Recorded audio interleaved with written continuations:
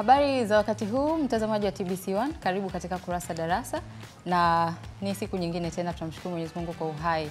Leo hii tunaangalia hiki chombo cha luninga ama televisheni kama moja ya njia ya mawasiliano, kutoa taarifa kutoka kwa wale wenye sauti kuwawakilisha wasio na sauti, lakini pia kutoa taarifa, burudani na elimu mbalimbali. Leo hii tutaangalia undani wa uzalishaji wa vipindi, kwa sababu kubwa tunaangalia hii tasnia ya wanahabari na wana mawasiliano. Nitakuwa na mchambuzi ndani ya Kurasa Darasa ambaye ni mwandishi wa vitabu. Tutamfahamu hapo punde. Langu jina ni Maureen Minanago. Kaa nasi mwanzo hadi mwisho ili tuweze kujifunza kwa pamoja. Na niko na Dr. Victor Elia. Yeye amekuwa meneja wa huduma za televisheni TBC kwa muda mrefu, lakini sasa ni mkurugenzi wa chaneli ya utalii. Ni mwandishi pia. Karibu sana katika Kurasa Darasa. Asante sana Maureen, nashukuru kwa kupata fursa hii. Na hakika kipindi chako ni moja vipindi ambavyo mimi nakifuatilia sana kwa sababu ya uandishi wa vitabu. Kwa hiyo nakushukuru kwa kupata nafasi hii ya kualikwa katika moja vipindi vizuri ambavyo TBC inavifanya. Sawa sawa, asante sana. Na ni mwandishi nimesema, na katika vitabu ambavyo ameandika ni pamoja na hivi hapa, na hivi ndivyo tutakavyochambua leo katika Kurasa Darasa. Kuna hiki kimeandikwa Television Production in Tanzania, ambayo unaweza ukasema ni uzalishaji wa vipindi vya televisheni Tanzania. Lakini kuna Becoming Television Program Producer, hiki ni kuwa au kuelekea kuwa namna ya kuwa mtozi. Kwa wale ambao wafahamu Kiswahili, Kiingereza chake ni producer, lakini wanamuita mtozi. Kwa ukisikia mtozi usifananishe na tozi. Sawa. Sasa labda tuanze na hiki. Nafahamu kwamba wewe ni daktari, na katika udaktari wako haujaandika tu vitabu, lakini umefanya tafiti mbalimbali. Katika tafiti ambazo umezifanya ni pamoja na tafiti ambazo zinaongelea tasnia hii ya habari na mawasiliano. Sasa katika kufahamu mengi, natamani kwanza kabla ya kufika mbali, tunafahamu kwamba luninga, televisheni imeanzishwa na watu wachache, lakini wenye fikra za kwamba sio tu kuwa njia ya kuwasiliana, lakini kuna namna fulani walikuwa na ile wafikishe nini zaidi. Kwa yale malengo yanatokana na vitu fulani. Sasa pengine tupe kidogo ka historia kafupi kuhusiana na kuanzishwa kwa luninga na malengo yao hasa yalikuwa ni nini? Sawa.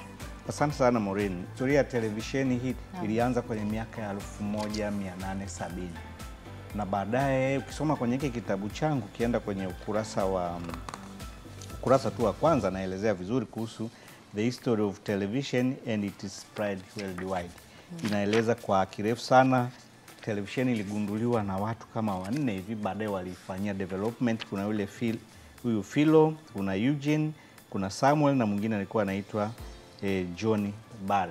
Miaka 1800. Alipofika miaka 1929-26 kukawa na zile development za hapa na pale.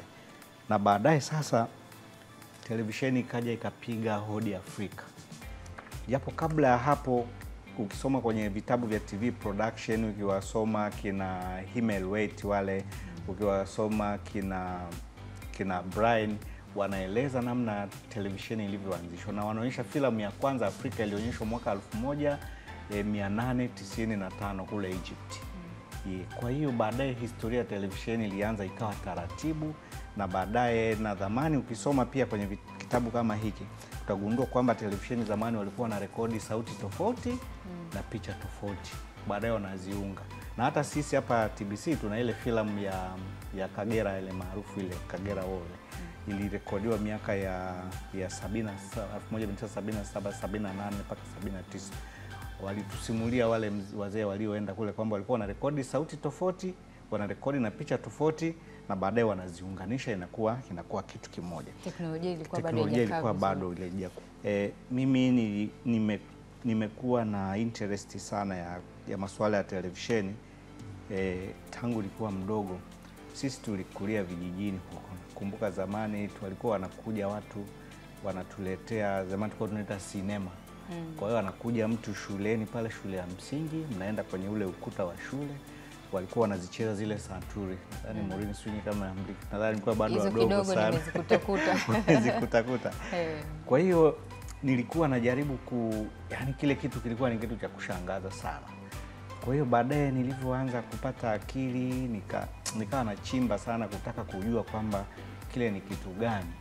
Na nakumbuka zamani zile tulikuwa tunaletewa zile sinema, unaonyeshwa wakulima, unaonyeshwa watu wanavua samaki, unaonyeshwa mambo mbalimbali, sio kama sasa hivi unaonyeshwa kina Schwarzenegger, sio kina nani, mafilamu yale makubwa. Zamani tulikuwa tunaletewa zile za maendeleo, lakini pia katika kuzitazama zile, nakumbuka moja tuliletewa, nilikuwa mdogo sana, mwaka 94 kwenye shule ya msingi moja hivi. Alafu sasa kule nyuma ya ukuta wa shule walikuwa wanatuonyesha filamu ya Juma Ikangaa alishiriki mashindano ya riadha Japan. Miaka ya 80 huko 83.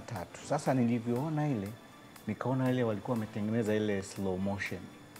Tutamuuliza baadaye Maulid Kambaya slow motion kwa Kiswahili inaitwaje? Mwendo pole.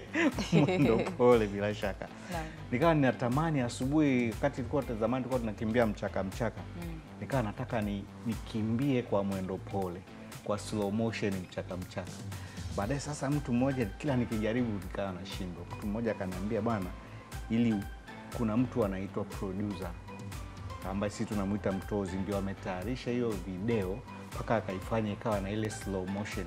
Kwa mimi nilikuwa nataka nikikimbia mchaka na mimi niende kwa slow motion. Sasa nikatamani siku moja, nikasema lazima siku moja niwe producer, na lazima nije nitayarishe vipindi. Kwa hiyo baada ya hivyo, nilipofika chuo kikuu cha Dar es Salaam, nilikuwa nimechaguliwa kusoma kozi ya BA with Education, ambayo hiyo kozi zamani, sasa pale chuo kikuu cha Dar es Salaam uandishi wa habari ulikuwa tulikuwa na chuo kikuu. Wakati mimi naanza chuo kikuu cha Dar es Salaam, kichuo cha uandishi wa habari ndio kilikuwa kinaanzishwa, lakini kulikuwa na kozi pale zinasomwa zinaitwa kule ambako siku hizo wanaita creative arts, siku hizo walikuwa wanaita fine and performing arts. Kwa hiyo nikaamua kuisoma production ya TV kwa kina kule ili kuweza kujua. Kwenye swala hilo tunaona kwamba ile historia ya Kangaa imekusaidia kwa namna fulani kupata kutamani kujua zaidi. Na wazungu pia walileta teknolojia hii Afrika baada ya kuona kwao imefanikiwa.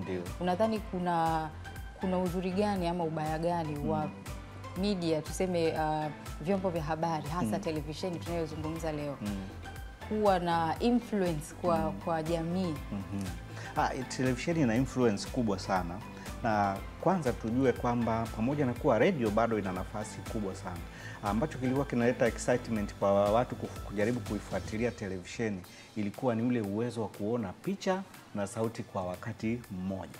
Kwa hiyo vikawa na mchango mkubwa sana, ingawa sisi Tanzania tulichelewa sana kuleta televisheni.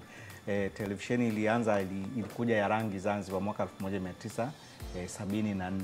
Na baadaye kukawa na huu mradi ambao ulikuwepo chini ya waziri mkuu, huu ambao ulisababisha mpaka televisheni ya taifa ipo. Ili miaka ya 85 kulikuwa na watu wanaitwa Kasambala, alikuwa chini ya ofisi ya waziri mkuu. Nikirejea kwenye swali lako, ni kwamba hakika televisheni ilikuwa na mvuto kwa sababu watu walikuwa wanaona sauti na picha kwa wakati mmoja, na pia mtu mwenyewe alikuwa anaweza kujiona. Nadhani tunakumbuka zamani kwa hata unapiga kwenye albamu yako unajiona kabisa, hapa Maureen nilivyokuwa darasa la kwanza ulikuwaje, tofauti na ukisikia sauti tu kwamba huyu ndio alikuwa Maureen zamani. Inakuwa ni tofauti kidogo. Kwa hiyo televisheni ikawa na manufaa makubwa sana kwa ajili ya nchi yetu. Zamani kama nilivyokuambia, hata hii TBC ambapo tunaiona zamani, hapa palikuwa panaitwa AVI, Audio Visual Institution, ambayo enzi hizo ilikuwa ilikuwa ni kama custodian ya kutunza picha. Tuna filamu, kienda maktaba pale kwa Daktari Sango utakutana na vipindi vingi sana vya zamani. Kwa hiyo televisheni, nikirejea kwenye swali lako, hakika ilikuwa na nguvu kubwa, na hata sasa hivi ukiangalia, ingawa bado radio ina nafasi yake, lakini televisheni ilikuwa na mvuto mkubwa sana. Sawa. Naam. Sawa, baada ya kufahamu historia hiyo kwa ufupi, tuelekee katika ukurasa wa 53 ambapo waandishi wa habari na mawasiliano limekuwa somo kwa Ndiyo. muda sasa, na tukiangalia kwa nchi yetu lakini nchi nyingine nyingi pia. Sawa. Kwa nchi baadhi hili somo linatumika kama la ziada, kwamba unaanza na somo fulani halafu unakuja kwenye somo hili. Sawa. Huoni kwamba kwa namna fulani linaweza likawa na changamoto katika tasnia hii ya habari na mawasiliano? Sawa. Kwanza hapa nieleze kwa upana kidogo, na asante kwa swali hili. Na moja ya vitu vilivyonifanya mimi nifanye utafiti wangu wakati nasoma shahada ya uzamivu, yani PhD, nilifanya nikijielekeza zaidi katika utayarishaji wa vipindi.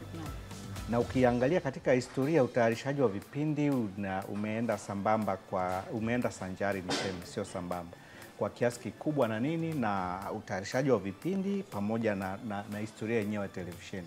Ukiangalia zamani namna uandishi wa habari ulivyoingia Tanzania, lakini pia ukiangalia namna historia na namna venye utayarishaji wa vipindi, televisheni ilichelewa sana Tanzania. Nilisema kulikuwa na sababu kama 4. Moja, baba wa taifa aliona kwamba kulikuwa muda huo tulikuwa televisheni, waliona kwamba redio ilikuwa bado inatosha, lakini pia kulikuwa na sera ambayo ilikuwa inazuia uingizaji wa baadhi ya vitu vinavyohusiana na televisheni, lakini pia masuala ya teknolojia, na pia ilikuwa ni gharama kubwa kuanzisha televisheni. Baada ya hapo tulivyoanza sisi uandishi wa habari, nakumbuka kilikuwepo chuo cha St. Augustine Mwanza miaka ya 70, ambacho baadaye ilikuja vyuo vikuu vingi vimekuja kuanza hivi karibuni.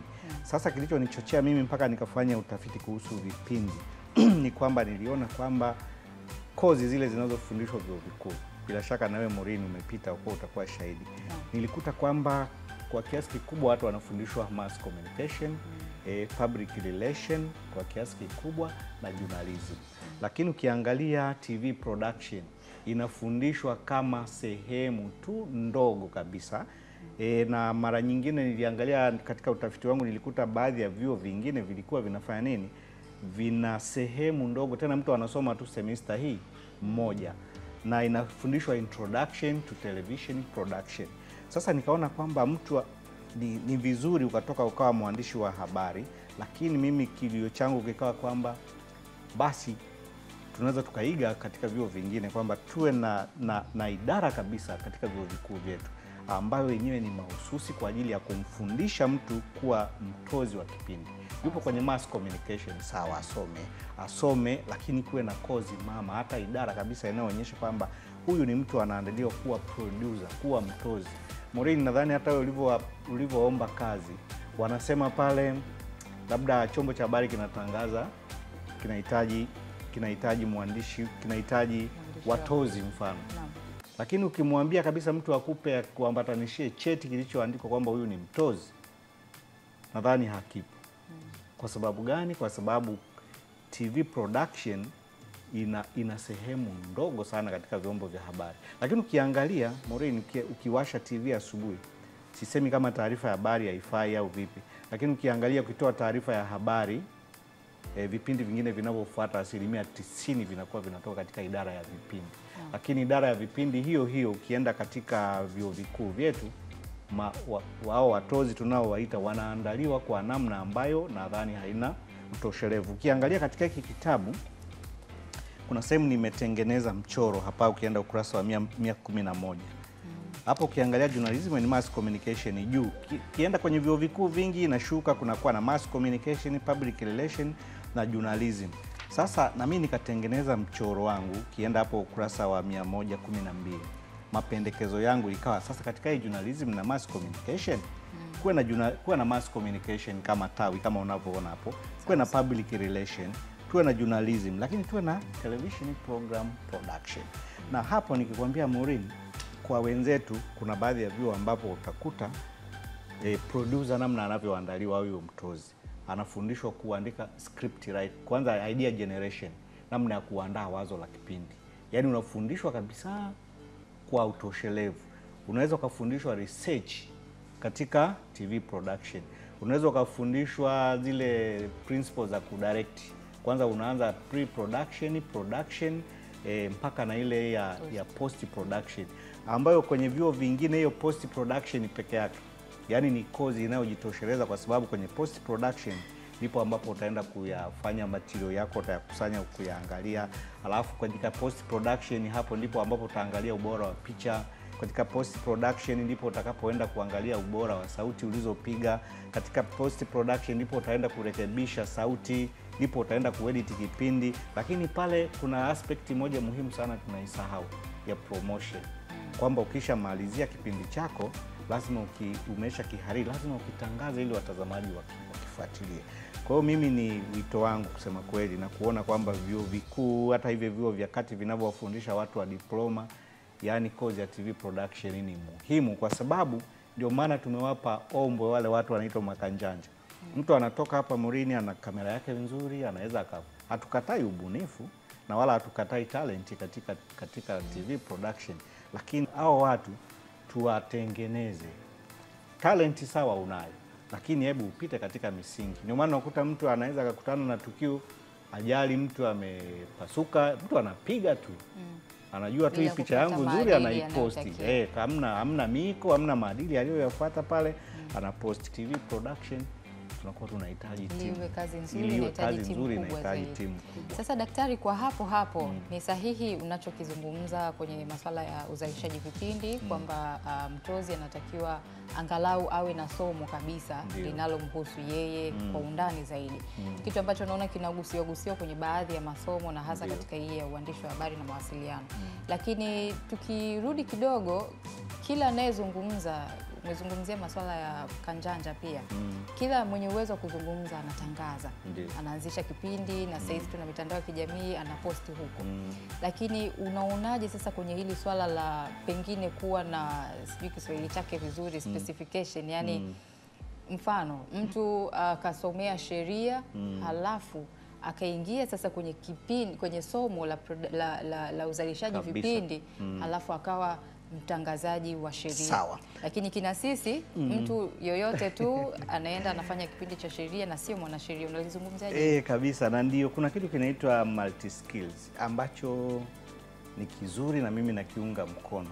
Lakini wakati huo tukumbuke kwamba huyu mtu inabidi pia atengenezwe mazingira. Na mimi huwa naamini kwamba mfano ikifika mahali mwanataaluma ndio akaenda kusoma habari au vipindi, atakuwa mtu mzuri kuliko huyo aliyemaliza kidato cha 6 akaenda kusoma uandishi wa habari, aliyemaliza kidato cha 6 akaenda kusoma moja kwa moja utozi wa vipindi. Sisemi kwamba hawafai, lakini natamani mtu kama hivi ambavyo umetolea mfano. Kwa mfano tukimchukua mwanasheria, tukimchukua mwalimu, tukimchukua labda mtu aliyesomea masuala ya afya, tukamchukua mhandisi, tukamchukua labda mtu amesoma procurement.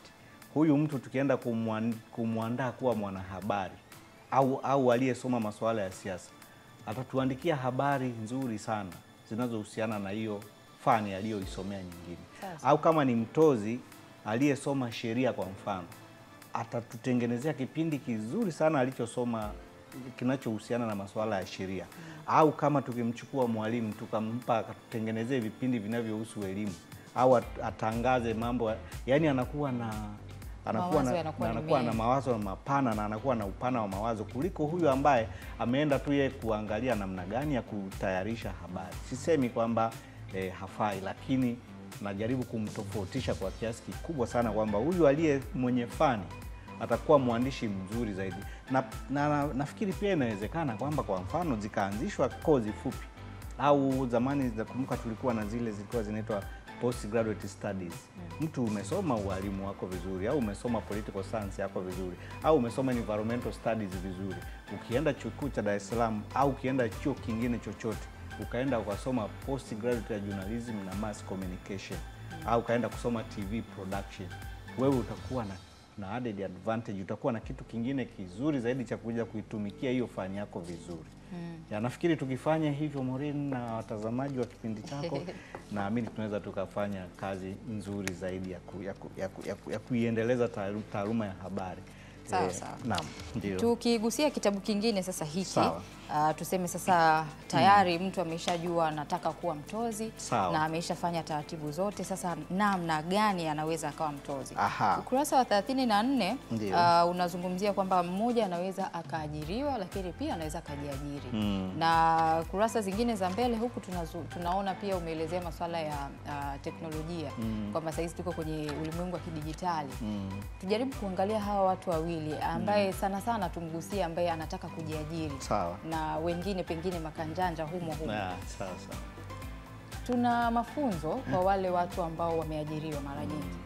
Kwa wale ambao wanajiajiri, wanaweza vipi kupata mafunzo wakawa imara zaidi? Lakini vile vile tukigusia hili swala la teknolojia, ni nini hasa cha kuzingatia ili kutuma zile taarifa ambazo ni sahihi na sio tu taarifa alimradi ameongeza watazamaji? Sawa. Hivi karibuni Daktari Ayubu Rioba Chacha alitutolea somo moja zuri sana, alitufundisha kuhusu taarifa maarifa.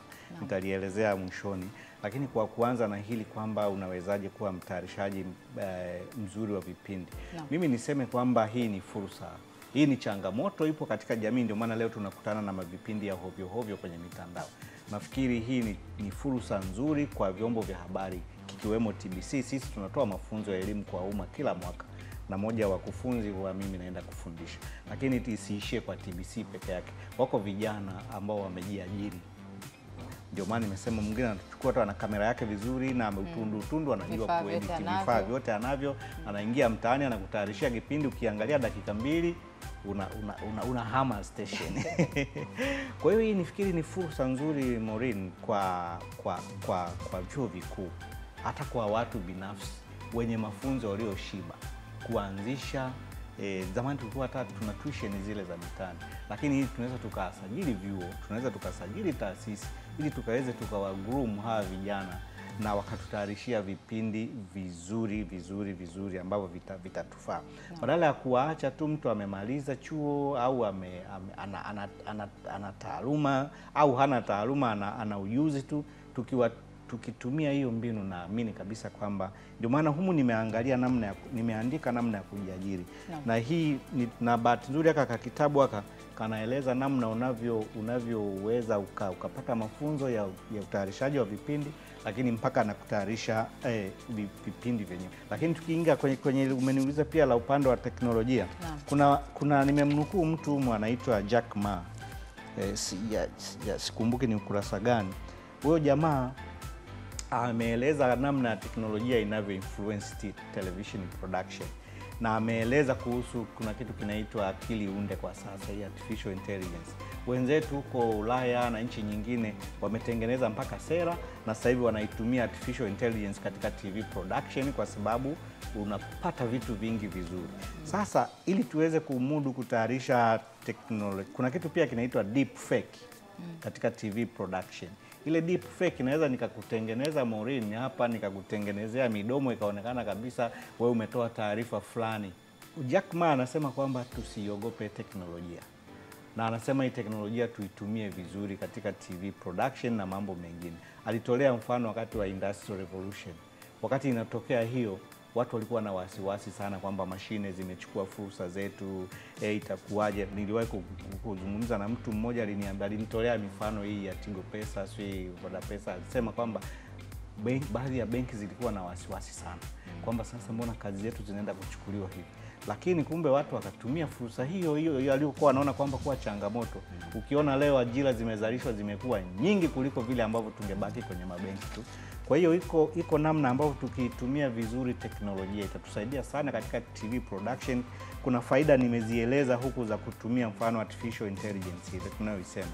Utapata taarifa ambazo ni sahihi, alafu utafupisha muda, research utapata vitu ambavyo ni sahihi, unaweza mara nyingine ukaverify ipi ni fake, ipi sio fake, ukapata vitu ambavyo ni vizuri sana. Sasa hivi hata kwenye upande wa editing kwa mfano, unaweza ukaingia kwenye teknolojia sasa hivi ziko advanced. Kama ulienda umepiga picha zako zimekimbiza, zimeshake, zimefanya shaking huko, unaweza ukaziingiza kwenye timeline ukazibold na zikabaki vizuri.